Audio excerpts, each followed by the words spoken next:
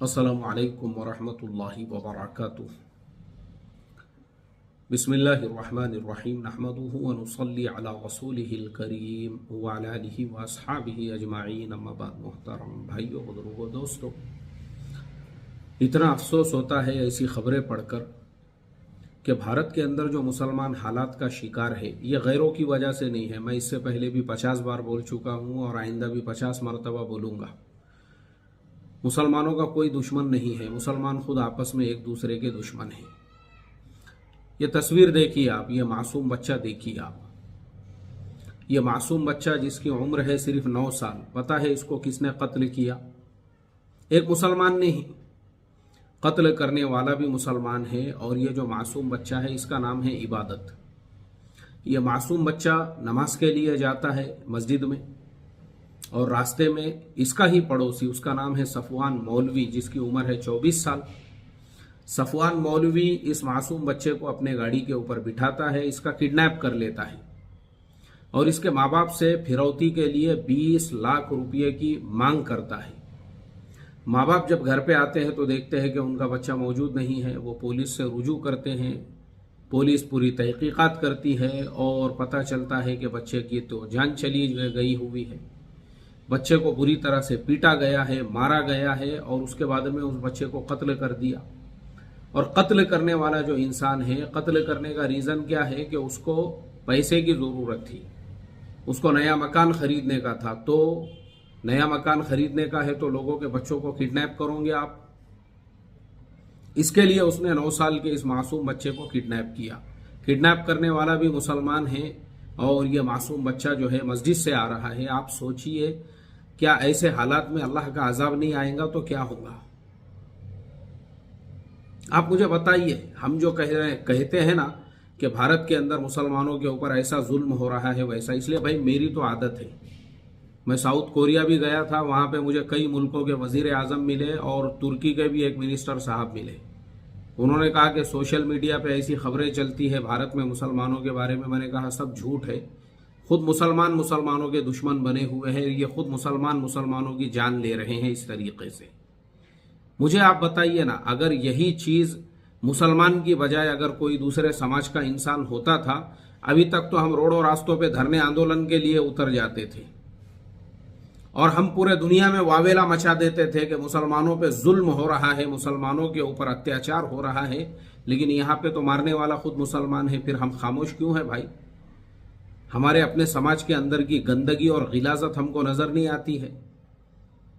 अफसोस की बात यह है कि हमारा जो समाज है ना वो इतना गंदा हो चुका है, इतना गलीज हो चुका है। पैसों के लिए, सिर्फ पैसों के लिए, सिर्फ पैसों के लिए 20 लाख रुपए के लिए एक इंसान दूसरे इंसान के मासूम बच्चे की जान ले लेता है।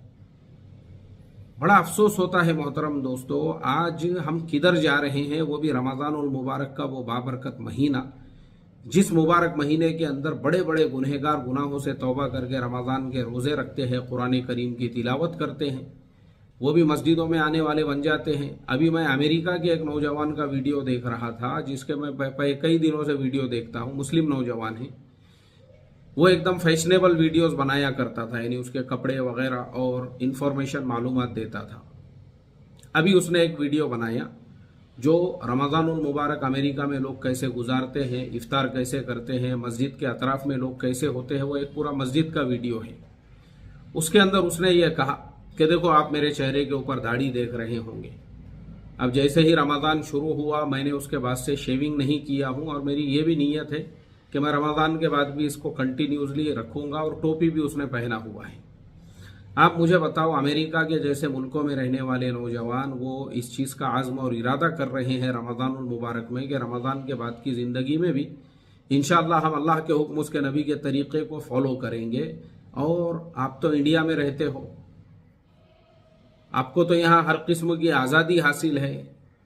उसके बावजूद अगर आपका दिल नहीं पसीजता है और आप दूसरे के बच्चे की जान लेते हैं, मैं आपको मुसलमान तो क्या, आप जानवर बोलने के भी लायक नहीं हो, क्योंकि जानवर के भी ऐसे हालात नहीं होते हैं। तुम इंसान से भी गए गुजरे जो है ना बदतरीन मखलूक हो। अल्लाह हिफाजत फरमाए। मोहतरम दोस्तों, मुझे आप बताइए कितने अफसोस की खबर है ये हमारे लिए, और इसकी वजह और इसका रीज़न यही है। मेरी हमारे अइम्मा इकराम से भी एक दरख्वास्त है और बयान करने वालों से भी कि भाई हम सिर्फ हमारे यहाँ पे अभी रमज़ान जैसी शुरू होने वाला रहा, सिर्फ रोज़े के बारे में ही हम बयान करते हैं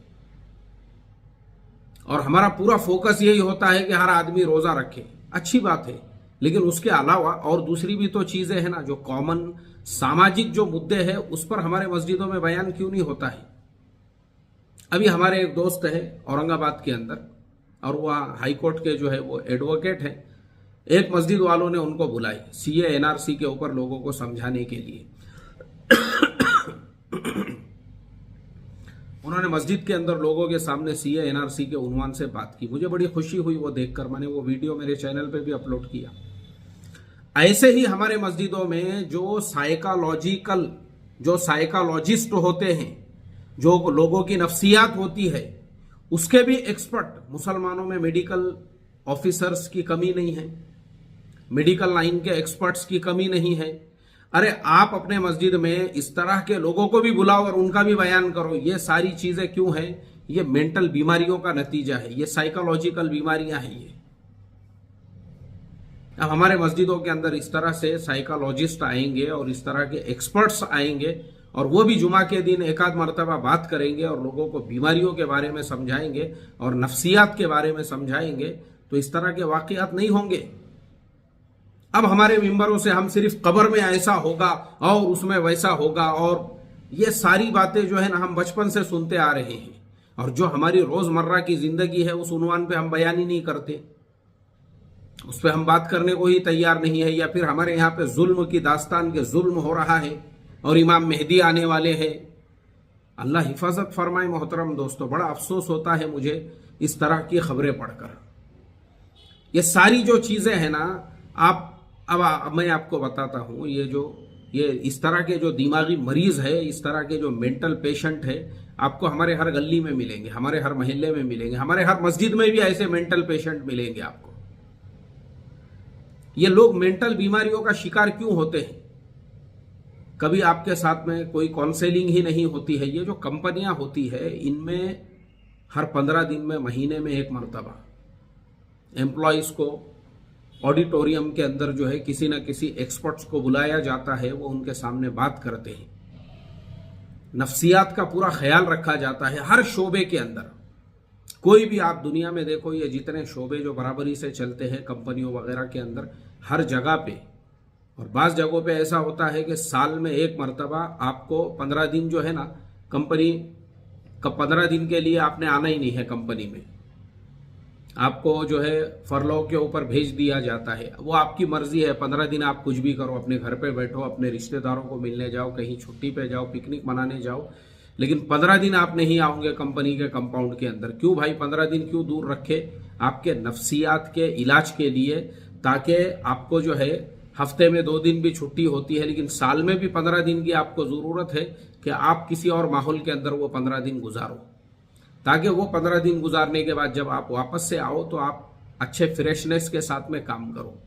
तो ऐसे जो मेंटल पेशेंट है, ऐसे जो मेंटल मरीज है हमारे हर गली में, हर मोहल्ले में, ये जो हमारे मस्जिदों में लड़ाई झगड़े होते हैं, ये ऐसे ही मेंटल पेशेंटों की वजह से होते हैं।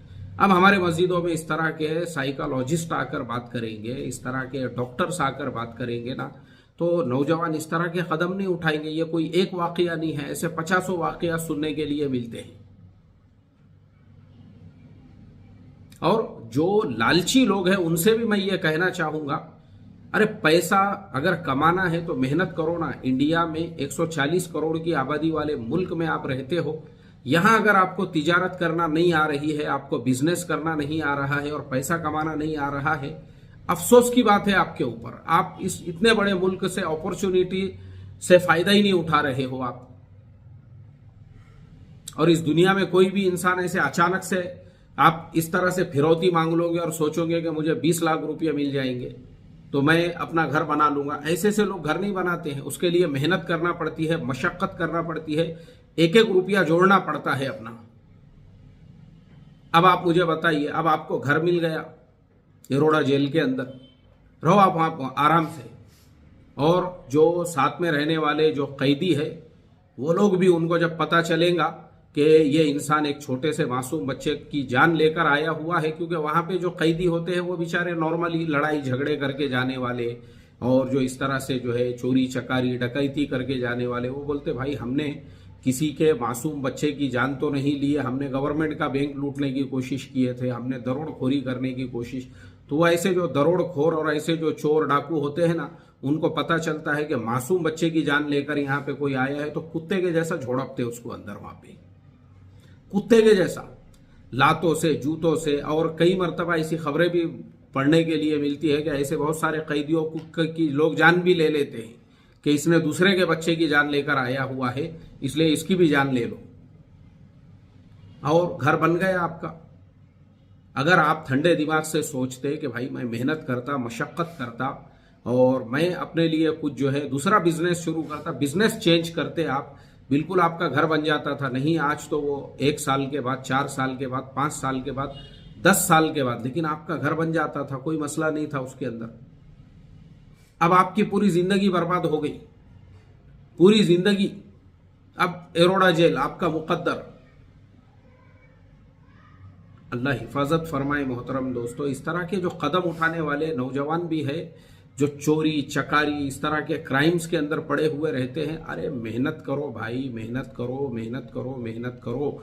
इंडिया में कमाने की कम अपॉर्चुनिटीज नहीं है। मुझे इंडिया में जब कोई कहता है ना कि मेरा धंधा नहीं चल रहा है या मैं गरीब हूं, तो मुझे इतना गुस्सा आता है, दिल बोलता है जूता निकाल के एक मरतबा उसके मुंह पे देना जो पूरी ताकत से। उसका रीजन ये है कि भाई इंडिया 140 करोड़ की आबादी वाला मुल्क है। इस मुल्क के अंदर आज ऑनलाइन के जरिए से कमाने वाले, जो कमाने वाले हैं, वो कमाने वाले माशाल्लाह अलग अलग तरीकों से कमा रहे हैं। कोई इंस्टाग्राम के ऊपर जो है मोबाइल बेच रहा है, कोई जो है कपड़े बेच रहा है। अभी मैंने वो एक मौलाना का मैंने खुद कल के वीडियो में जिक्र किया, बोले 10,000 में आ जाओ हमारे पास, हम तुमको बिजनेस शुरू करके देते कपड़ों का, बुरकों का, और उसके बाद हमारे पास आने की जरूरत नहीं है, हम ऑर्डर पे आपको माल भेज कर देंगे। मुझे आप बताओ, अगर हमारी माँ बहनों ने इस तरह से घर में भी शुरू किया, रोज का एक ड्रेस भी बिका और एक ड्रेस के पीछे 200 रुपये भी बच रहे हैं, आपको बैठे बैठाए कि 200 रुपये की कमाई है वो।